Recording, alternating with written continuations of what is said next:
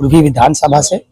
और कल 11 बजे अपने हजारों युवा समर्थकों के साथ हम नॉमिनेशन अपना भरने वहां पे जाएंगे। पूर्वी का जो क्षेत्र है मेरे लिए बहुत जरूरी क्षेत्र है, अहम क्षेत्र है। पूर्वी क्षेत्र में हम बड़े भी हुए थे। हम बचपन में राजेंद्र विद्यालय में पढ़े और फिर उसके बाद RIT जमशेदपुर जब NIT हो चुका है वहां से अपना शिक्षा ग्रहण किए। तो पूर्वी में जो राजनीतिक माहौल है वो इस तरह का है कि कोई भी मुद्दा के बारे में बात नहीं करता कि क्या पूर्वी की समस्या है। सारे लोग इसी चीज में लगे हुए हैं कि कैसे हम अपना टिकट ले लें, टिकट नहीं मिलेगा तो हम नाराजगी अपना जताएंगे और हमको सत्ता चाहिए।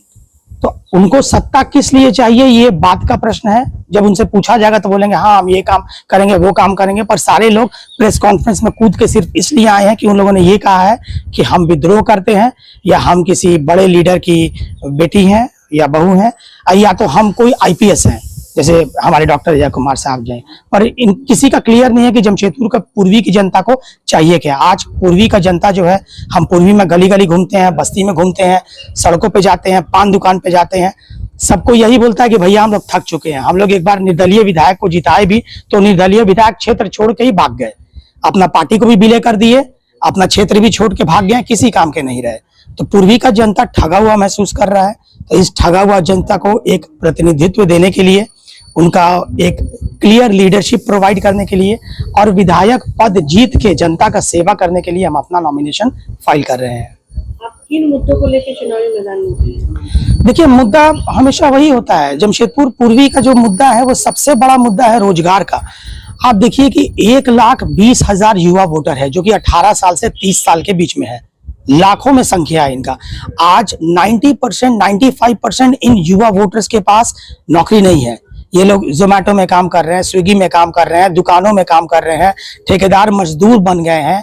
इनका कोई भविष्य इनको नजर नहीं आता। 15,000, 20,000, बल्कि जो परमानेंट एम्प्लॉय है वो 25,000, 30,000 रुपया पाता है। तो चलिए वो तो फिर भी सम्मानजनक है क्योंकि उनके पास पेंशन भी मिलेगा।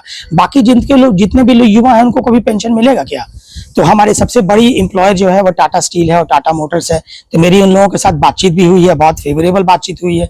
उन लोगों ने अपना स्टांस भी रखा है कि जितने भी नेता हैं वो सब टाटा स्टील से फेवर लेते हैं। अपना उनको गाड़ी चलवाना है टाटा स्टील के अंडर में, अपना जो है वो ट्रक चलवाना है टाटा स्टील के अंडर में, जो टाटा स्टील के क्वार्टर में रहना है। आज जो करंट विधायक है वो भी टाटा स्टील के क्वार्टर में रहते थे।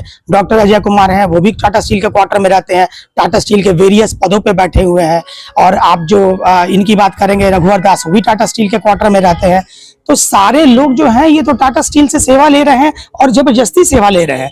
तो टाटा स्टील फिर क्यों इन लोगों को, युवाओं को आगे जाके काम करेगी। टाटा स्टील के पास तो ऐसा कोई आदमी है ही नहीं। तो हम टाटा स्टील के पास जाके बोले कि आपके पास मेरी शक्ल में एक आदमी है जिसको आपसे कुछ नहीं चाहिए, जो सिर्फ जनता के लिए ऐसा काम करना चाहता है। तो प्राइमरी मुद्दा जो है नौकरी का है। दूसरा मुद्दा स्कूलों का है। टाटा में पूर्वी क्षेत्र में आप देखिएगा तो लोग 10 रुपया, 15 रुपया पहले 20 साल पहले फीस पे किया करते थे। और उन स्कूलों से निकले हुए जो लोग हैं आज कलेक्टर हैं, इंजीनियर हैं, डॉक्टर हैं, बड़े बड़े पदों पर बैठे हुए हैं। आज स्कूल का फीस 3,000 रुपया छू रहा है, एडमिशन का फीस 1 लाख रुपया छू रहा है, नर्सरी का। और इन मुद्दों पर बात करने वाला कोई नहीं है। तो शिक्षा का मुद्दा बहुत इंपॉर्टेंट है। अगर हम जीत गए, जनता का आशीर्वाद मिला, जनता को हम ये गुजारिश करते हैं कि इस बार हमको मौका दीजिए। हमको आप लोग विधायक बनाते हैं, चुन के विधानसभा भेजते हैं, हमको भेजिएगा तो सारे स्कूल्स को हम दबाव बना के खुलवाएंगे और उन सारे स्कूल्स को हम इतना एफिशिएंट बनवाएंगे कि प्राइवेट स्कूल्स के साथ वो कम्पीट कर सकें। तो शिक्षा का जो स्तर है वो आने वाले 5 साल 10 साल में बढ़ जाएगा, तो उससे फायदा होगा जनता का। ये सब मुद्दे हैं। जमशेदपुर पूर्वी में बहुत बड़े बड़े प्रत्याशी है, आप उनके साथ कैसे कम्पीट करेंगे? क्यों नहीं कम्पीट करेंगे। वो बड़े बड़े प्रत्याशी क्या कर रहे हैं, वो बड़े बड़े प्रत्याशी अपने चमचाओं के साथ घूम रहे हैं और घूम के जनता को रोब दिखा रहे हैं। मेरे साथ भी हजारों युवा को सपोर्ट है। आपको कल नॉमिनेशन में देखने मिलेगा कि कितने लोग मेरा सपोर्ट करने आते हैं। तो हम लोग उनसे निर्दलीय हैं तो किस मामले कम है। हमारे पास मंडल अध्यक्ष नहीं है तो क्या हो गया, मेरे पास पूरा बिरसा नगर मेरे पीछे खड़ा है, तो मंडल अध्यक्ष को कौन पूछता है। हम लोग उनसे किसी भी मामले में हम कम नहीं है। सौरभ विष्णु उनसे किसी भी मामले में कमजोर नहीं है। और ये हम क्लियरली आपको बताना चाहते हैं कि जब जनता का सपोर्ट मिलता है, और आज जनता किसी पार्टी को नहीं चाहती है, ना वो भारतीय जनता पार्टी को चाहती है, ना वो कांग्रेस पार्टी को चाहती है। जनता उब चुकी है। इन प्रत्याशियों, इन ढोंगी प्रत्याशियों से उब चुकी है जनता। इन लोगों का हम लोग विरोध करेंगे, इन लोगों को हम लोग ज्यादा वोट लाके इन लोगों को हराएंगे और जनता के आशीर्वाद से हम लोग फिर बाकी मुद्दों पे काम करेंगे। जमशेदपुर पूर्वी का सबसे बड़ा मुद्दा 86 बस्ती है, जी। उसको लेकर आपका क्या स्टैंड है? जी, 86 बस्ती के लिए हम कोर्ट में केस कर चुके हैं। ये राजनीति कोई आके स्टांस बोल देगा कि हम 86 बस्ती को हम मालिकाना हक दिला देंगे, उनसे पूछिए तो कैसे दिला देंगे। इसके लिए हम कोर्ट में केस किए हुए हैं, अपना पैसा लगा रहे हैं, 50 सिविलियंस को हम इसमें पार्टी बना चुके हैं। कल हमको जनता का आशीर्वाद मिलेगा तो कोर्ट केस में कितना भी समय लगे उनके पक्ष में सही ढंग से लड़ के लीगली उनका न्याय हम दिलवाएंगे। उनकी जमीन, जो लोग जमीनों पर रह रहे हैं 40 साल 50 साल से, उनको हम ये वादा करते हैं कि जमीन उन्हीं का है और ये कोर्ट के माध्यम से हम उनको दिला के रहेंगे। महिलाओं के लिए क्या आपकी मतलब क्या सोच रखते हैं, उनके बारे में आपने कुछ सोचा है? क्या देखिए, महिलाओं का जो सुरक्षा का मुद्दा है बहुत जी, महिलाओं का एक मुद्दा हमने उठाया था, जो प्रसव सेवा का मुद्दा था। यहाँ जो महिलाएं हैं वो त्रस्त हैं, इसीलिए कि वो लोग जब हॉस्पिटल्स में जाती हैं तो उनको मेल डॉक्टर्स प्रोवाइड नहीं होता है। तो हम जब विधायक बनेंगे तो लोकसभा में ये हम विधानसभा में हम ये पारित करवाएंगे ऐसी पॉलिसी कि जितनी भी महिलाएं हैं उनको महिला डॉक्टर दिया जाए। और आपके पास महिला डॉक्टर अगर नहीं हो तो आपको अपने परिवार के किसी एक महिला सदस्य को डिलीवरी रूम में ले जाने की आजादी होनी चाहिए। उसके अलावा महिला सुरक्षा पे हम ये कहना चाहेंगे कि हम लोग जल्दी ही एक समिति बना के खड़ा करेंगे। अगर हम विधायक बन गए तो हम लोग एक ऐसी समिति बनाएंगे जिसमें टोल फ्री नंबर रहेगा जो प्रशासन के साथ लिंक रहेगा और उसमें कोई भी कॉल कर सकता है। 24 आवर्स की सर्विस रहेगी और किसी को भी, महिला को ऐसा महसूस होता है कि उसके मान सम्मान पे खतरा है या बहुत दिनों से कोई उस पे प्रहार कर रहा है तो वो हम लोगों से कांटेक्ट कर सकती है और इसका बहुत जबरदस्त विरोध करेंगे हम लोग। जमशेदपुर एक इंडस्ट्रियल एरिया है, कंपनी यहाँ अपना रूल चलाती है, आप उसे कैसे देखते हैं? देखिए, जमशेदपुर को एक ऐसा प्रत्याशी, एक ऐसा विधायक चाहिए जो कंपनी को भी हर्ट नहीं करे और जनता को भी हर्ट नहीं करे। तो हम इसको इस तरीके से देखते हैं कि वो मिसिंग लिंक जो आज तक जमशेदपुर को नहीं बना वो हम बन सकते हैं।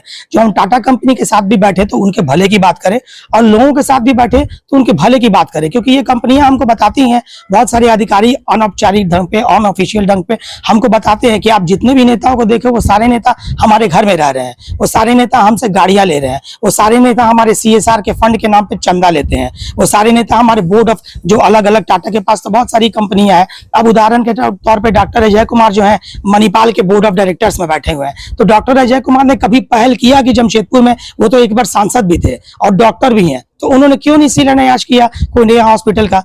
वो मणिपाल के बोर्ड ऑफ डायरेक्टर बैठे हुए हैं, वहां से अपना जर्सी मंगाते हैं, उस पैसे से हरियाणा में आचार संहिता का क्लियर उल्लंघन कर रहे हैं, बैठ के जर्सी बांट रहे हैं, बैठ के जूते बांट रहे हैं, उनको कोई रोकने वाला है? तो इस तरह के अगर नेता रहेंगे जो कंपनियों को लूटते रहेंगे तो वो कंपनियां का मन जो रहेगा रुष्ट रहेगा। यहाँ ऐसे प्रत्याशी की जरूरत है, ऐसे विधायक की जरूरत है जो कंपनी और लोगों के बीच की कड़ी बन पाए, लोगों का मुद्दा जाके रख पाए कि टाटा जी आप सबसे बड़े एम्प्लॉयर हैं, आपको सबको रोजगार देना है और आपको प्रायोरिटी बेसिस पर। आप टाटा वर्कर्स मैनुअल देखिएगा जिसमें एक छोटी सी किताब है जिसमें ये नियमावली है कि किस किस तरीके से आपको नौकरी देनी है। तो उसमें ये साफ साफ लिखा हुआ पैरा 3 के क्लॉज 3 में कि if an employee has given 25 years to the company, then one of